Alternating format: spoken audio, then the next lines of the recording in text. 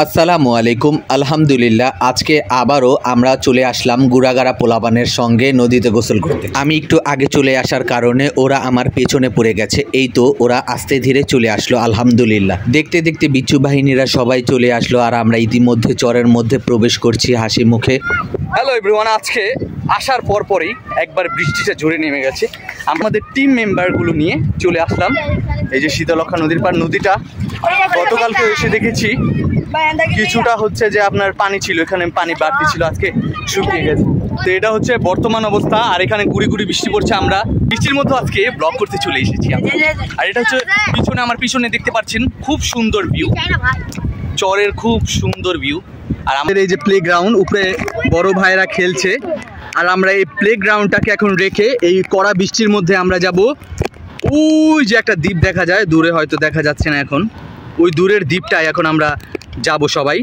যেহেতু কিছুদিন যাবৎ অবিরাম বৃষ্টি পড়ছে আর এখন কড়া বৃষ্টির মধ্যে সবাই লাফালাফি এবং নাচানাচি শুরু করেছে। আর এইদিকে ঘন কালো আকাশের মাঝখানে আমরা সবাই এসেছি ফুটবল নিয়ে। খেলাধুলার পরে আমরা চলে যাব হচ্ছে যে, তো আমরা সবাই মিলে এখন যাচ্ছি আমরা আবিষ্কার করছি। ক্যামেরার মধ্যে পানি ঢুকে যাচ্ছে। আমরা এই প্যাক কাদার মধ্যে এই যে বিচ্ছু বাহিনীরা সব কিভাবে পড়ে যাচ্ছে।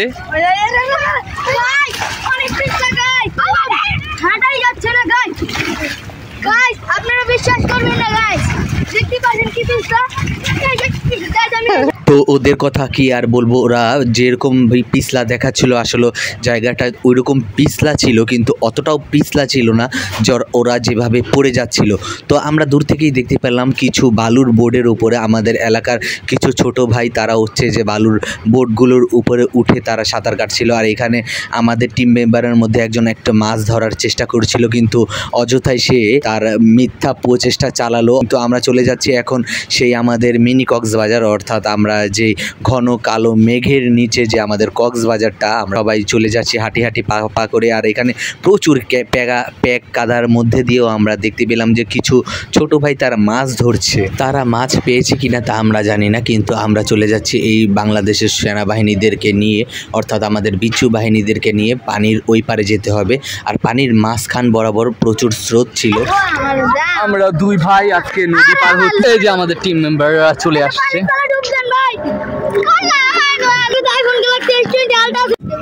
তো নদীর মধ্যে অনেকক্ষণ গোসল করার পরে আমরা সবাই চলে যাচ্ছি। আর চলে যাওয়ার পথেও দেখলাম যে ওরা তারপরও লোদালোদি করছে প্যাকের মধ্যে, কাদাকাদির মধ্যে। একজন তো শুয়েই পড়েছে প্যাকের মধ্যে। আর এখানে দূরে অনেক বড় বড় শিপ বা বোট দেখতে পেরেছে, আর ও শুধুই পড়ে যাচ্ছিল। আর এখানে আমার ভাই, সে একটু ভাব নিয়ে চলার চেষ্টা করছিল, আর ওকে দিল জোরে সোরে একটি ধাক্কা, আর ধাক্কা খেয়ে ও পড়ে গেল পানিতে।